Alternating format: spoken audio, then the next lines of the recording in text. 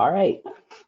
Hello, everyone. Welcome to our second live chat in our 2023 series about the AAAS Science and Technology Policy Fellowships. My name is Marav Sarwar. I'm the recruitment director with the fellowship program and will be your moderator for today's live chat. The live chat series is an opportunity for you to ask STPF fellows your questions. We hope that through these chats, you'll see how the fellowship can impact policy and transform your career.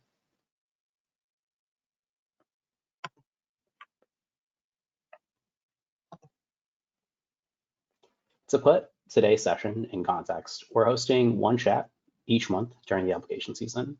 We're glad that you're here today and invite you to join us for the remaining 3 sessions. As you can see, each chat will focus on different aspects of the fellowship experience and will feature different fellows as panelists.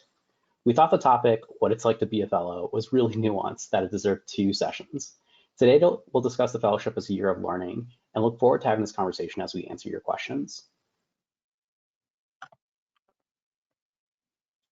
In case you haven't heard, the application is now open and closes on November 1st. If you're wondering if you're eligible to apply or interested in the application overview, I encourage you to visit our application portal to learn the ins and outs of the application. As a reminder, these fellowships are an opportunity for doctoral level scientists and engineers to spend a year contributing their expertise to federal policy. Fellowships are a paid 1-year full-time commitment in Washington, D.C. For 2023, applicants' positions are available in all 3 branches of federal government: executive, legislative, and judicial. You can apply to 2 of these 3 areas. For a sense of timing, someone who applies in 2023 will be considered for a position in the fellowship class that runs from September 24 to August of 2025. I also want to briefly touch on eligibility. Applicants must be U.S. citizens, hold a doctoral degree in the sciences, social sciences, or engineering, and cannot be a full-time federal or AAAS employee. Those of you with a master's in engineering plus 3 years of professional engineering experience are also eligible to apply.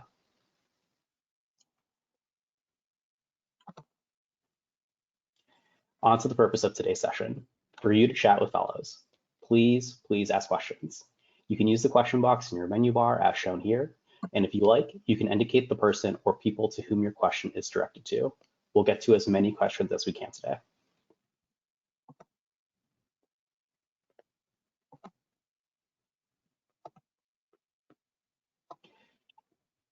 Now I'm happy to introduce you to our fellows. Dr. K. Marie Lamar is a AAAS Science and Technology Policy Fellow in the Office of Emerging Frontiers and Multidisciplinary Activities in the Directorate for Engineering at the National Science Foundation.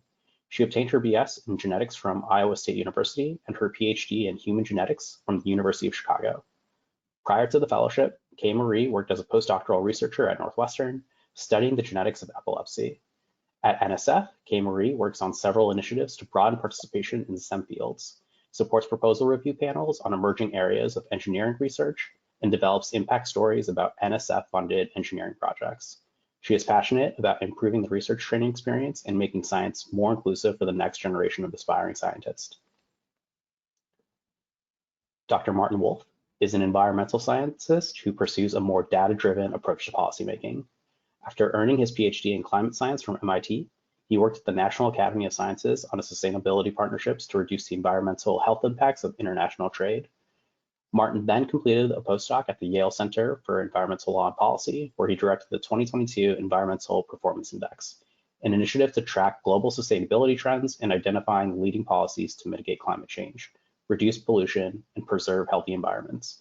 He is currently in AAAS Science and Technology Policy Fellow at the U.S. Environmental Protection Agency's Climate Policy Branch. At EPA, Martin works on the National Greenhouse Gas Inventory and as part of the Paris Agreement Transparency Accelerator, where he coordinates with communities in developing countries to better mitigate and adapt to climate change. Martin's favorite hobbies include cloud spotting, gardening, and sailing. So thank you all for being here today. Before I go into questions from the audience, I'll kick us off with one. Today's chat is all about STPF as a learning experience. So tell us, what is one thing that surprised you during the fellowship about your role, life as a fellow, or the federal government more broadly? Martin, how about you start us off? All right, can I just check if you could hear me? All right. Yes, sir.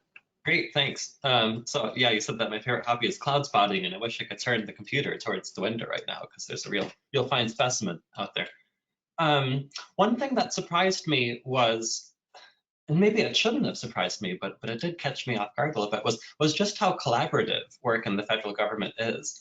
I think when we're all in grad school, maybe we have research collaborations, but ultimately we need to, be in charge of a few different research projects, and we can really go a long way by taking it with just our own research interests and expertise.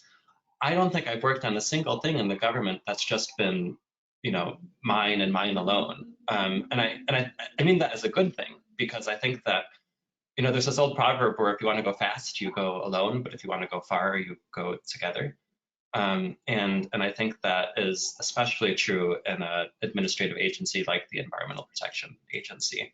There's a lot of different views and values and things you're trying to optimize. And when everyone comes together, then we have a real chance of creating more effective, but also more equitable and longer lasting environmental policies.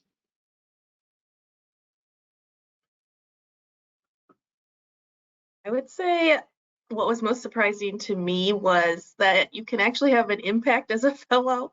You can actually get stuff done. I guess like coming into the government, I thought there would be a lot of red tape and that it would be hard to make any changes or propose anything new without jumping through a million hoops. I do think this varies a lot by agency, and at the National Science Foundation, it's a little bit easier than some other places. But I've been making changes or suggesting changes to some of our programs to improve the experience of some of the students that do research experiences in labs that we fund. And I feel like I've actually made an impact. And a previous fellow in my office actually proposed a whole new program that we run now. So even proposing a whole new program is not outside the realm of possibilities as a fellow. And I've been surprised that you can make changes and get things done in a somewhat quicker than I had thought manner.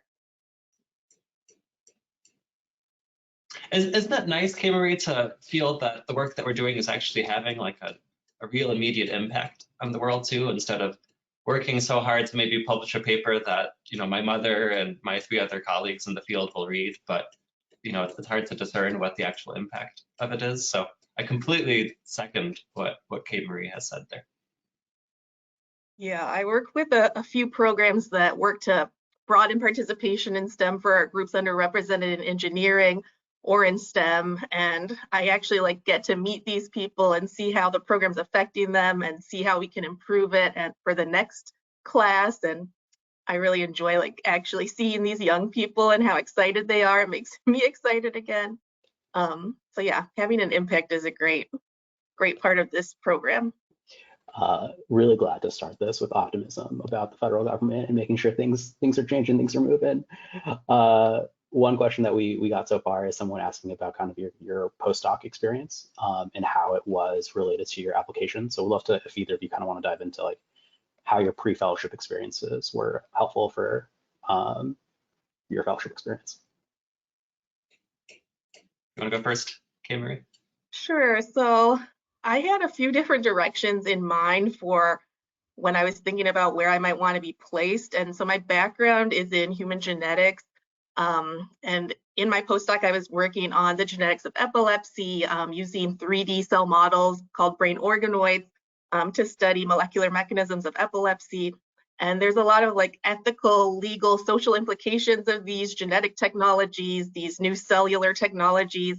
And the regulations and policies aren't really there yet to make sure that these things are going in the right direction. So I looked into some offices that were doing that type of work. I also was really interested in improving the grad student and postdoc training experience. That's kind of what got me looking into science policy as a future career. So I looked into some offices that were doing that.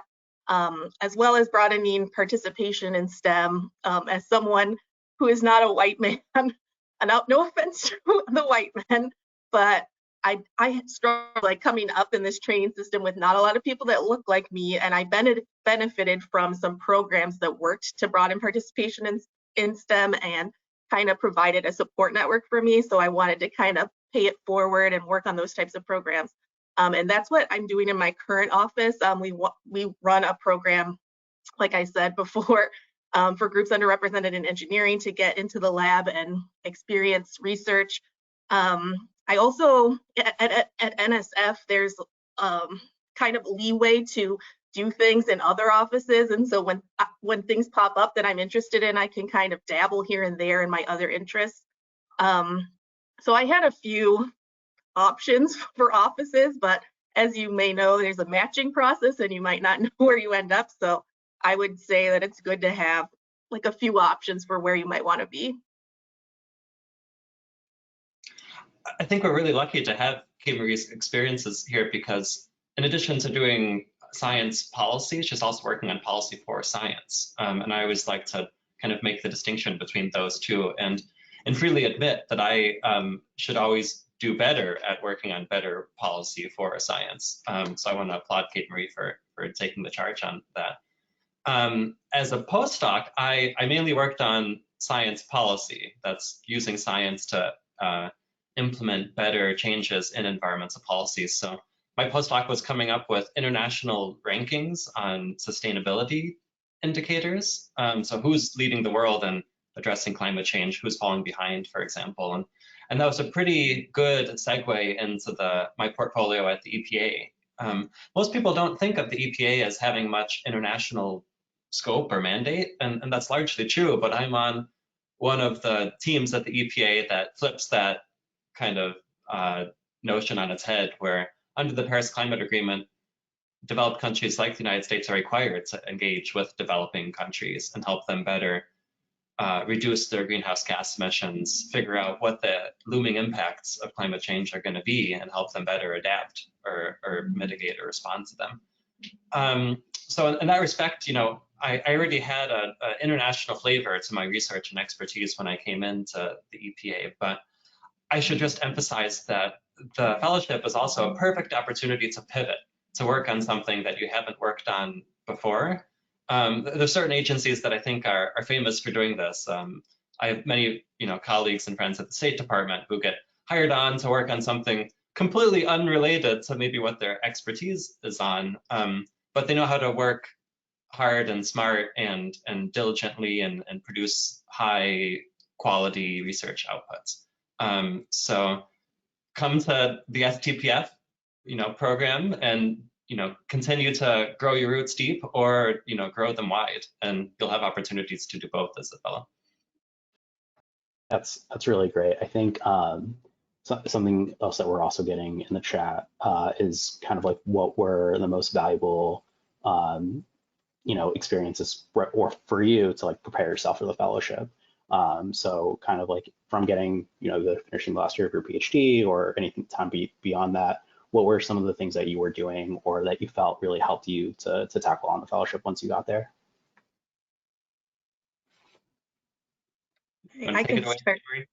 Yeah, so in the lab, I think you often think about like your technical expertise a lot, but you need to think more about your soft skills that you could bring into the fellowship, like the critical thinking, problem solving, communication. I think a lot of what has helped me is these kind of informal conversations that I would have in the lab with grad students, just troubleshooting their experiments or at lab meeting, like speaking up and giving feedback on things. I think like communicating and also like communicating science concepts, that's a skill that I brought into the fellowship.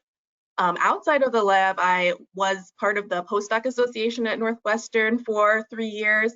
So I was trying to make the postdoc experience better for postdocs and doing a lot of advocacy work. And I kind of got to see how policy works at an institutional level. So that part also has helped me kind of, when things do take longer, I can kind of see why, and there is like some amount of red tape. I'm not as, I came into the postdoc association like thinking like we're gonna change everything right away, and there are steps that need to be taken, and that part I have brought into the fellowship with me.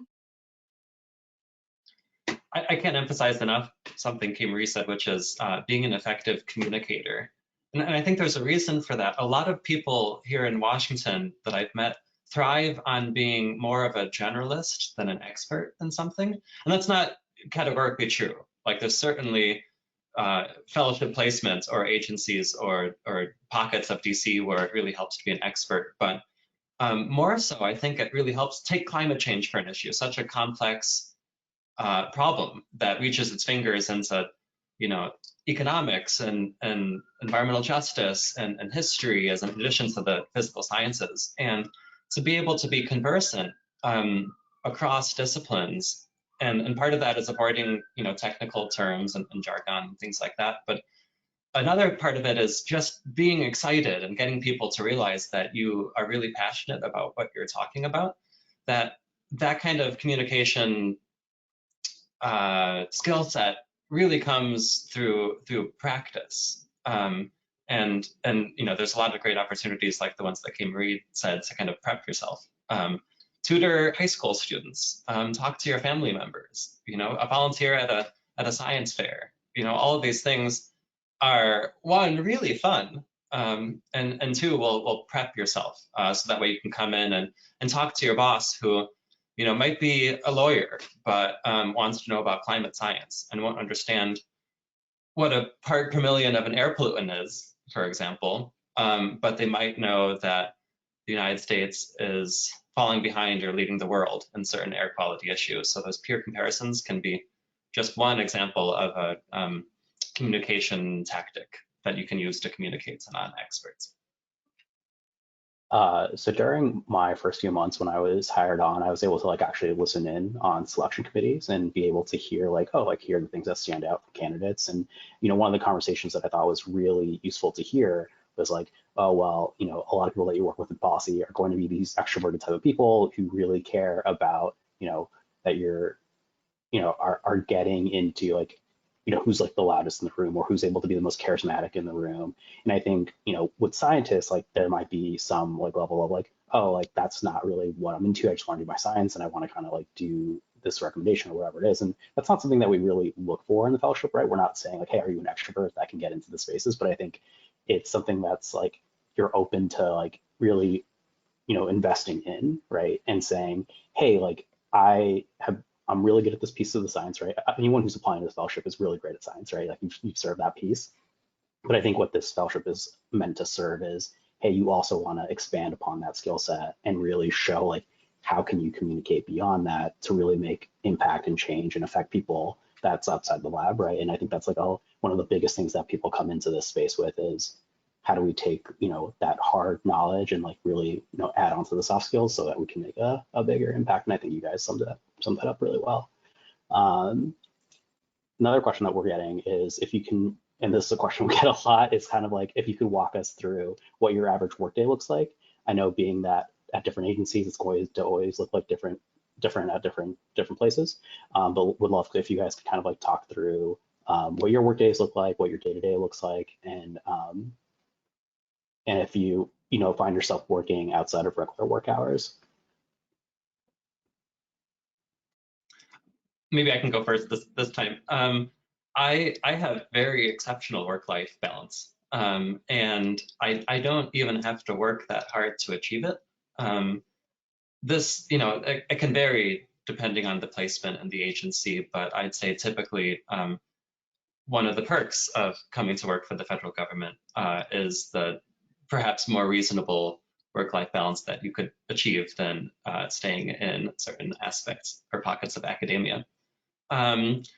This is a cliche, and I try and avoid them, but I find myself that I can't in saying that no day is the same. It's not to say that I don't respond to emails every day or have meetings every day, but I think you'll find that many agencies, I can't speak for the NSF really, but for the EPA, where there's so much going on in the environmental policy realm right now, and there's in some ways too few people to do it, and that means that it's just so it's fast-paced while still maintaining the work-life balance. But what I'm trying to say is that the job is never boring. There's always advancements that are happening, and that involves kind of collaboration with outside partners, partners within the agencies So it's really a pleasure just to kind of come in and start the day with meetings by hearing what everyone has to say and what everyone's kind of worked on over the past couple of days. And then simultaneously looking backwards to make sure that we've plugged all the holes while also looking forward and making sure that we're headed in the direction that we want to in the time frame that the administrator has given us or the White House has given us, et cetera, et cetera. Yeah, I would agree with Martin that the work-life balance is much, much better than academia. Yeah, I used to be like working with these brain organoids. I would have to like feed them on the weekends and like come in every day to feed cells, even like throughout the pandemic. And so now I'm working 3 days a week in the office and 2 days telework. I think a lot of agencies are still hybrid right now. And so that's really nice to not have to commute every day. But yeah, like Martin, every day is different. The work load definitely ebbs and flows. So we have busy times. One of my roles coming in was to organize a conference for one of our programs. So the few weeks before the conference were pretty busy for me, and then the conference itself was a lot of hours. But after that was done, we had like a slower time. And at NSF, a lot of what we do revolves around review panels for grant proposals.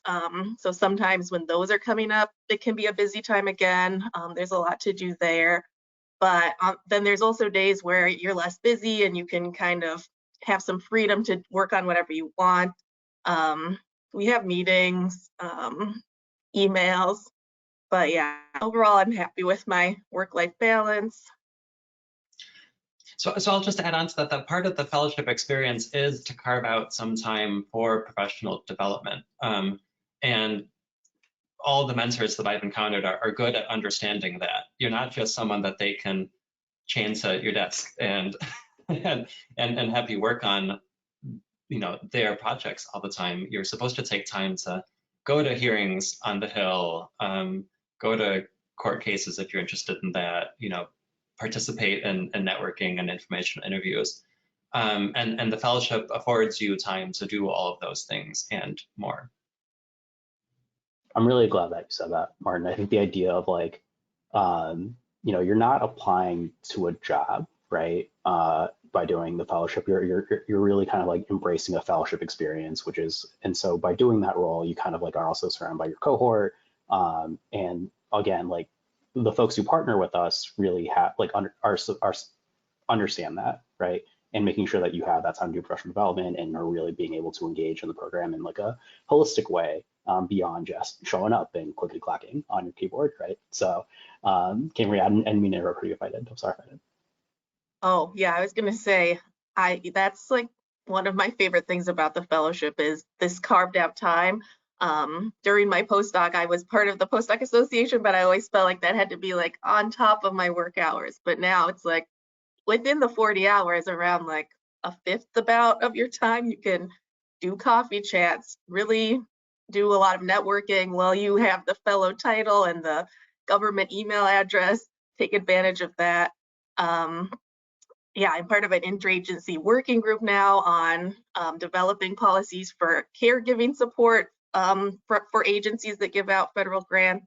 So that's cool. I'm a mom of 3-year-old twins, so it's cool to like be able to work on something that I actually care about and something that could help people that are in a position that I was once in. So it's cool to kind of pick and choose things. I do know that varies between agencies, like certain agencies get set professional development funds, which is also nice to be able to go to conferences and things. Other agencies are a little more strict, like you're actually a federal employee. I think that's NIH's state. But that also has its advantages, I think, like being an employee and doing all the tasks of an employee is really probably useful for when you're applying to jobs in the future. So there's pros and cons on both sides, but being at NSF, all the mentors that I've heard are very supportive of the professional development time, so that's nice. Definitely. So another question we got is, what's something that you know now that you had wished you knew before you were applying? And was there anything that you would have looked into or done differently during or before the application process that would have better prepared you for the fellowship? You want to go first, Cameron? I need to think about that one. Yeah, so I don't know if I said it before this started or after, but I applied twice, so I didn't get in the first time. So don't be too discouraged if you don't get in. You can get in the second time. But the things that I changed on my application the second time were I tried to kind of have more of a broad view of where I could fit in. Like if you like are a biomedical scientist like me, don't think, oh, I need to be at NIH. I need to be like working on something related to my science. Like really think broadly and kind of look into different agencies, like what kind of offices they have and if you might be interested in those. Like I know DOE has a cool workforce development office that I was like, I didn't even know about that. I wish I had applied there. So when the list comes out, like be broad in your when you look through the listings and what you might be interested in. In the application process, you do the initial application and then there's this memo presentation round. I would really focus on practicing a lot for your memo presentation. Pick something that you know something about, but maybe not something too close to home. The first time I picked something around how postdocs should be classified as employees and how I was going to lose my like childcare benefits, and I was like very passionate about it, but I think it was a little bit too close to home. So I think for your memo, pick something a little bit less personal, but really be prepared for that presentation. Memorize it, have it ready to go, and be prepared to answer behavioral interview questions. You actually like can prepare the memo in advance. They'll give you some categories for what you should be writing on, but the categories are so broad. I would advise people to maybe prepare a memo in advance just to practice, because policy memos are kind of different, a lot different than scientific writing. Put your point right at the top and have that something prepared for that in advance, because the time they give you to prepare it is kind of short. Also, like take time off work to prepare. It kind of sucks to have to take time off work, but I would advise that you do that and not try to do it on top of your normal workload. So I can say, following off of that, there's also ways to practice with the memo ahead of time as well.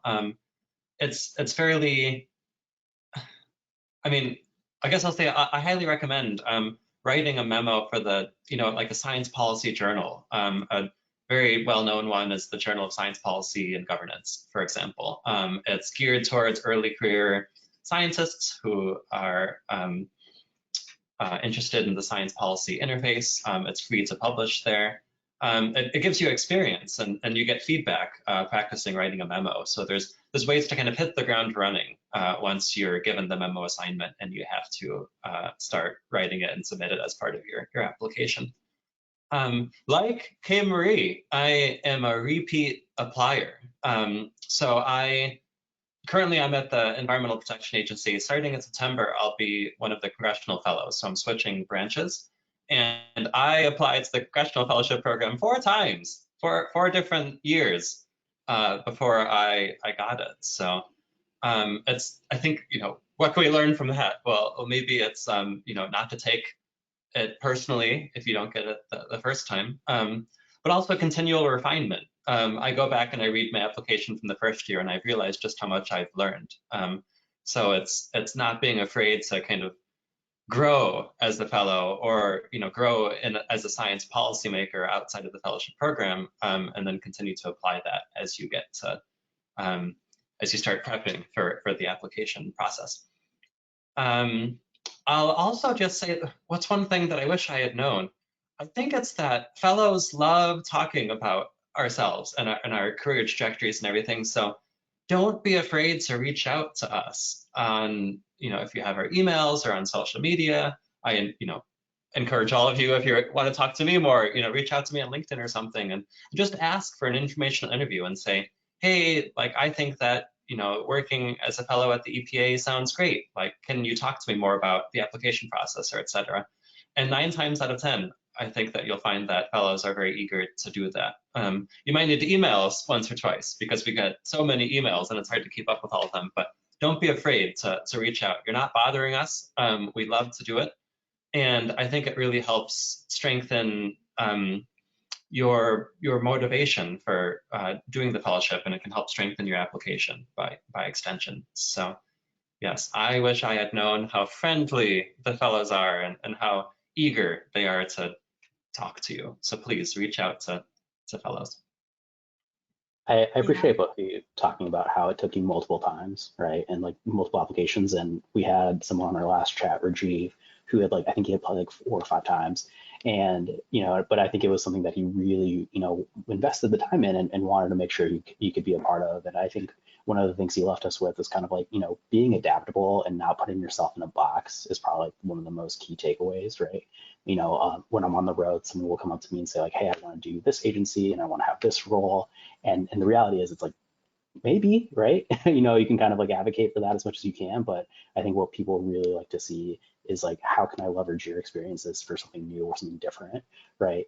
And sometimes that can take a couple times to do, but would really recommend for folks who are also here to take that too. So appreciate you both going into that piece.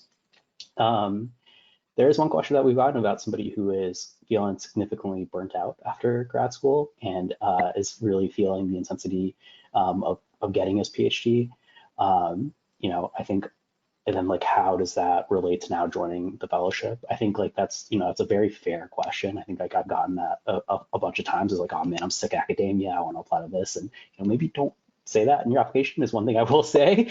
But two, I think that's a very real feeling that a lot of folks have, right? And it's like, okay, I need to get out of academia, but I want to do a fellowship.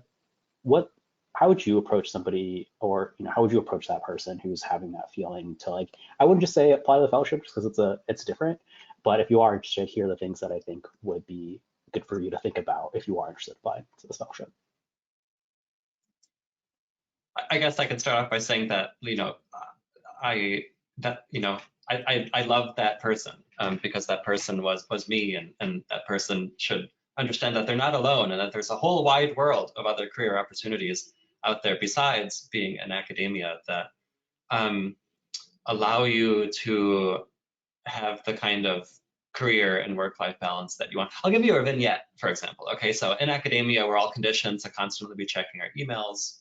Perhaps some of you that might resonate with.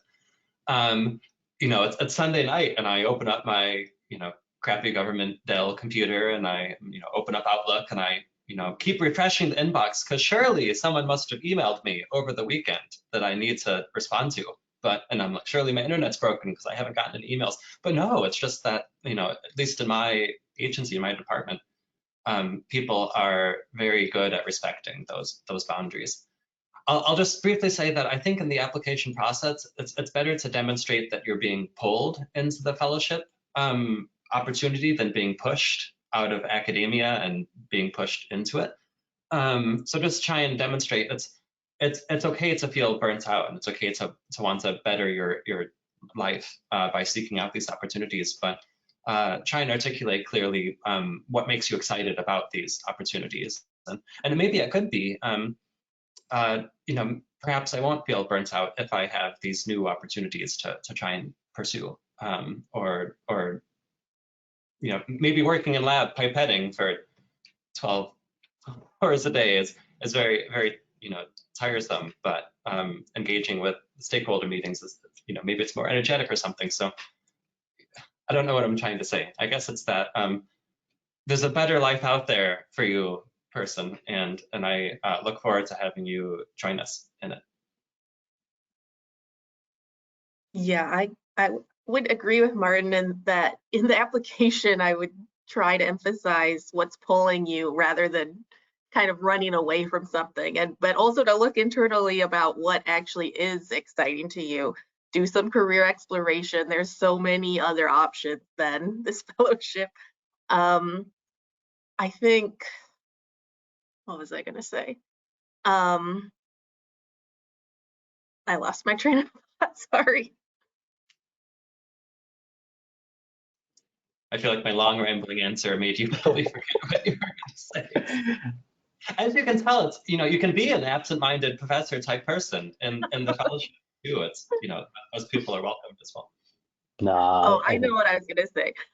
So you can go into the fellowship, be in a certain office, but since being here, I've also just found other alternate options for careers outside of science policy. I think a lot of people say the fellowship opens new doors, windows that you didn't know existed before. So that could be something that happens to you. Like, even if this isn't like your like direct path, it could be kind of like a stop along the way to finding something else. So I think that's something that happens to a lot of us too. My head is shaking because I'm nodding up and down so much. So yeah, and I should also, I think I should just add some additional color to what I was saying before, where the fellowship can be a stepping stone to a lot of different places, as Kate Marie said. One of those places can be back to academia. So if you want to be a professor and you don't feel burnt out by academia, but you want to understand how your research can be more informative to policy, then come join us in Washington for a year or two, and then go back to academia and be a better communicator and understand how you can tune your research portfolio or goals to have more of a real world impact. Yeah, I think it goes back to the idea that you're applying for a fellowship, right? And I think like even with like the agencies that you're in, there's the opportunity for like, we do the orientation, we have like monthly professional development, right? Affinity groups. And I think like for other ways to connect in just beyond like the role that they have at their agencies. So this would be, I can also answer this, but this is a question that'd be good for both of you. But so science STPF is like a 1-year appointment. And so there are opportunities to renew that. What are some of the ways that the program prepared you toward the end of that year for next steps, and what's happening to you now at the end of your fellowships? How did the program prepare us? I know that we are required to do a mid-year report, which kind of was a good way to assess like all the things that I had done with 6 months in. Like sometimes if you're not doing everything at once, you kind of forget about certain things. So it was a good checkpoint to make sure to assess what I had done and what I had contributed to. It also goes really fast. Like I remember the mid-year report coming up and thinking like, I haven't done anything, but I had done some stuff. But a lot of the beginning months are just like getting up to speed on things and figuring out how things work. Like I had like applied to a lot of NIH grants before and interacted with program officers, and I thought I knew what program officers did, but I had really no idea. So I think 6 months in, you have to decide pretty soon after that if you want to renew. And so it just came up so fast that I was like, I think I want to stay because I am having a good time in my office. I'm contributing to things that I care about. I have these opportunities to do things outside of my office, and I just want to actually feel like I'm like completing a cycle. Like I organized this conference pretty early on, but I kind of felt like I didn't know what I was doing at all. And so I'm like, I want to organize it one more time. And I kind of just want to go through everything once more now that I know what's going on. So that's what contributed to me renewing. Yeah, I feel like I said, so I've been at the EPA for about a year now, and next year I'm gonna go, start fresh in the legislative branch. And I feel like in one way that's a shame because I'm just starting to become competent and really useful to my team at the EPA. And had I stayed another year, I feel like I could have continued the growth while also be less of a sponge absorbing a lot of things, and also wringing of the sponge and sprinkling my drops of knowledge and skill sets to water the flowers of environmental policy. Is this metaphor going way too far? I'm not sure. What kinds of opportunities are available from the fellowship that allow us to kind of make the next step? I think it's something that we said before, which is the professional development funds. Each fellow gets funds that you can spend on things like hiring a career coach, hiring someone to help you perfect your resume, developing skill sets that maybe are lacking, like communication skill sets or other. It's something that Marab said earlier too, which is, you come into a fellow to apply your skill sets, but you're also a fellow to learn. And ideally, you can use the fellowship to plug the the gaps in perhaps some of the soft skills that Kay Marie was talking about earlier. And that will help you be not only a fantastic scientist by the end of the fellowship, but also a fantastic policy wonk or communicator, human being. So you'll be a complete package as you apply to whatever fellowship, whatever opportunities are available post-fellowship. And then the other thing is, as you're a fellow, you grow your network of people inside the federal government and from outside. And that network is something that you can really leverage to land a job after the fellowship as well, or during the fellowship, perhaps. Yeah, I'll echo that. Networking gets most people jobs. I have met very few people who actually just apply cold to a job and get it. Most people have some kind of connection, so networking is really important. But yeah, I think the professional development is also great. Use the career coaching if you can. I haven't quite done that. But I've already started looking at job placement, like advertisements or for federal jobs, you can look into what the questionnaire questions are, and then you can kind of tailor your experience to match those qualifications for things that you're looking for. So it's kind of a cycle. Very excited to ask you this question since now you guys are now near the end of your fellowship, but what are you most proud of during your time here? Ooh. I feel proud of my work to help developing countries prepare for climate change. And in a way, it's a sad story because they'll never be adequately prepared. But it's been a real pleasure to work on behalf of the U.S. government and be a good global partner with countries. I've traveled most recently to South Africa and have worked with South Africa's version of the EPA there, and also just local vulnerable communities near Cape Town. We help them prepare for heat waves or stronger storms or drier environments, and these are serious issues, and we haven't solved them by any means, but it's a day well spent and a year well spent, I think, to have done that. That's awesome. I feel like I'm not at the end of my fellowship because I am renewing, but I also feel like I just started. But yeah, I've done a few things I'm proud of around broadening participation in STEM.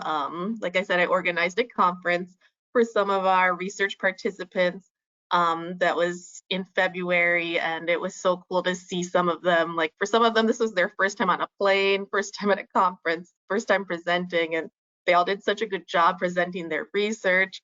So that was really inspiring to see them having a good time and also providing that opportunity for them to interact with other people, see people that look like them. I'm also working with the NSF Summer Scholars Internship Program, which brings interns into NSF to experience science policy and educational policy. So it's cool they're also from groups underrepresented in STEM, so it's cool to see them finishing up their summer experience. I just chatted with some of them before this on our office hours call, so just having those informal conversations and seeing that they're having a good experience makes me feel like my work is having an impact, and those are a couple things I'm proud of.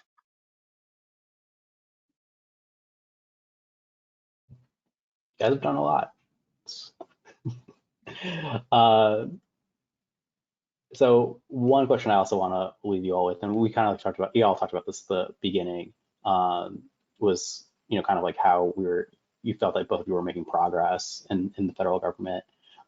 What's one preconceived notion that you had or heard about the government that you'd like to correct now that you've been working with the fellowship? Want to go first, Kay Marie? Actually, can I add one more thing since we had another question that's kind of related? So with that, do you feel that you can be yourself at your places of work, right? Someone saying that you both seem like really great, bubbly, happy people, and that they're worried about not bringing their full self to work if they were in the government. So we'd love to kind of with all that combined? Get back to you. Yeah, I guess I said before, I thought it would be like very hard to get anything done, a lot of red tape. I think there is some aspects of that. Um, I think I also thought it would be kind of more stiff, like people dressed in suits, like very like this is what we need to do. But yeah, I do feel like I can be myself at work for the most part. In my like placement interviews where you do like anywhere from like 5 to 20 interviews with different offices. I guess I don't know, it's in person now, so maybe people aren't doing 20 anymore, but I did like 20 and I just felt such a good vibe from the people I interviewed with. Like I changed from, I had a biomedical research background and I changed to it this engineering directorate just because I felt like these would be good people to work with. And that has kind of been my strategy throughout life. Like I pick jobs or my lab based on the people there, not on the actual content of what I'm working on as much. So I would advise you to just ask the right questions in that interview to figure out if it will be a good fit. Also, I chatted with people who had left the office because, you know, people in the office might be afraid to say anything bad, but people who have left are where you'll get the real truth. So I would advise people when they're doing those placement interviews to really try to find a good fit and talk to people who have left the office.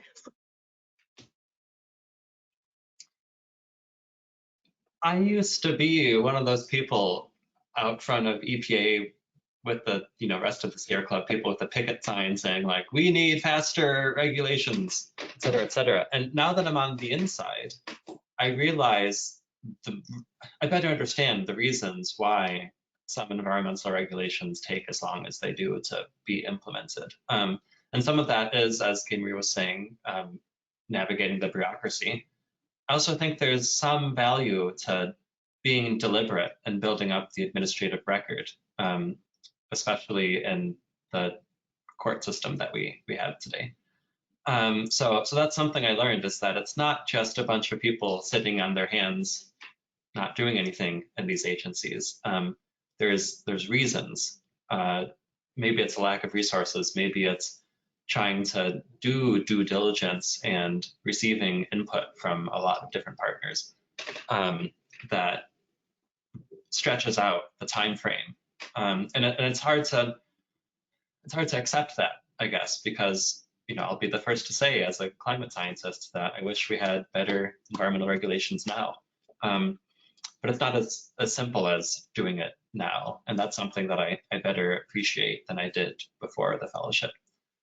Can I be myself? Do I want to be myself? I have a feeling that on the Hill next year, I'll have to tamper down my quirky sense of humor a little bit.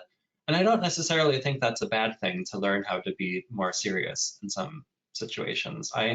If I'm in an uncomfortable situation, I'll try and laugh it off. And I'm realizing now, especially in the big wide world of federal policy, that some things are just sad or serious, and you don't have to laugh at them to respond to them. So I think that if I'm pressured to be a bit more serious about issues, I think it will help me become a more effective policymaker and communicator. I will still continue to wear bow ties on the Hill, though, so I have no fear.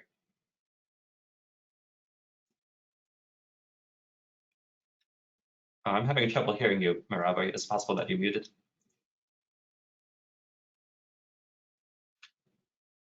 Can you hear me, Kate Marie? I can hear you. I can't hear Marab. How about now? There we go. How we doing? Okay, we switched mics. So I was talking about. So you both were talking about navigating bureaucracies and navigating that space. This next question is, how do you find navigating the political landscape inherent to the federal government challenging? Especially as a scientist, do you find it hard to remain the fact-based scientist that you are when asked to prepare or work on items that may be used for political currency? I'll go first and be brief, I think, and that's to say that I think it's really valuable to have learned over the past year how to distinguish between science and data and politics, and how to draw a line or perhaps a firewall between the two. So as a concrete example, it's almost a pun because concrete is a big source of greenhouse gas emissions, but I work on the greenhouse gas inventory, which is a very data rich and strictly policy neutral document.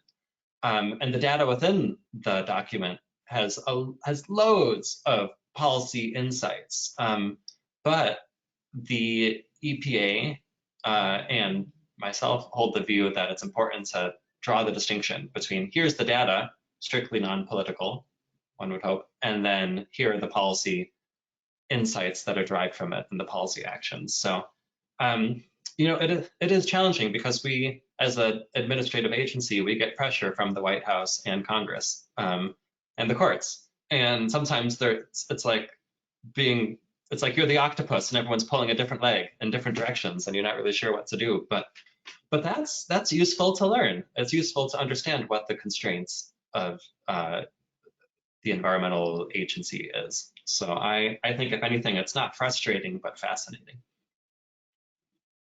Yeah, I would agree that it's been interesting to see how, I guess, I don't know if I would say politics, but just how our policies might change, or we might develop new programs in order to like get an increase in our budget to kind of have something shiny and new to show, and the kind of motivations behind what we do and how it relates to kind of the whole rest of the federal government.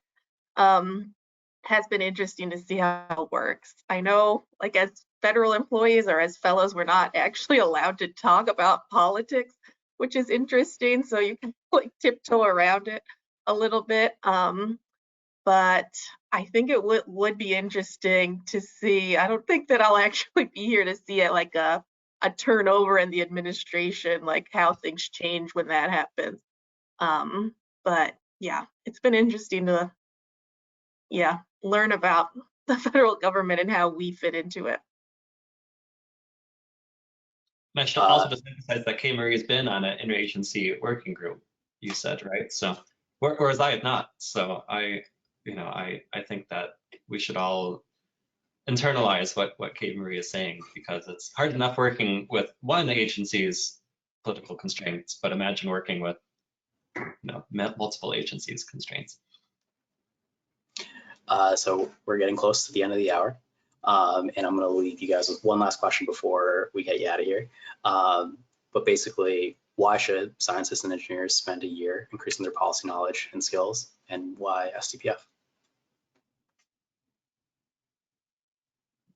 I would say that if you're interested in transitioning careers, whether it be towards science policy or anything else, I think this fellowship can open doors toward a lot of different career paths that you might not have known before. And it also is great to have that carved out professional development time to kind of figure things out if you are a little bit unsure of what you want to do next. If you aren't sure if you want to go back to academia, I think that being, especially at a federal funder like the NSF or the NIH, is very helpful too if you want to go back and apply for grants. It's very helpful to see how the grants proposal review process works and how to write a good grant and like what reviewers are looking for. It's very helpful to have seen from the inside if you want to go back and get funding. So that would be very useful as well.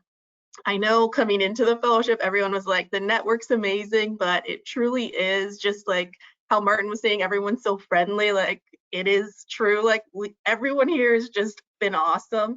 All the other fellows and the alumni fellows, like we have a WhatsApp chat and we all like get advice from each other. Everyone's so helpful.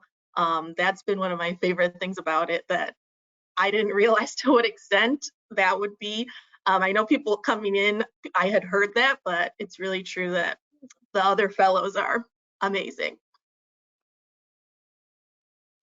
I wish I had gone first, but I'll just say, echo everything Kay Marie said.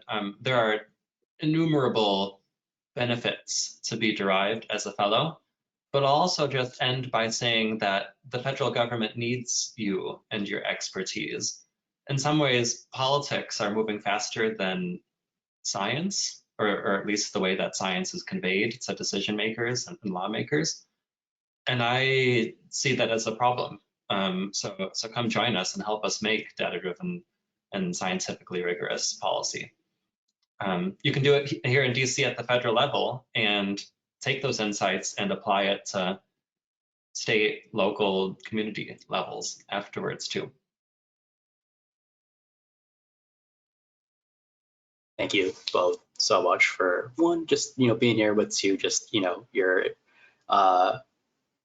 experience with the fellowship, I think, is just incredibly valuable, and I'm really glad that this audience got to hear. So, Kay, Marie, Martin, thank you so much for doing this. Appreciate you guys. All right, so thank you all for coming today and asking great questions. The STPF application is open through November 1st. You can visit our website to read more about the program. We'll also send you a recording of this conversation in the coming days. The next chat in our series will take place on August 22nd. It'll cover career exploration and professional opportunities for fellows. If we couldn't get to your question today, feel free to email us at fellowships@AAAS.org, as seen on the screen here. But that will be all for us. Again, thank you for being here, and enjoy the rest of your day. Thanks again. Thank you.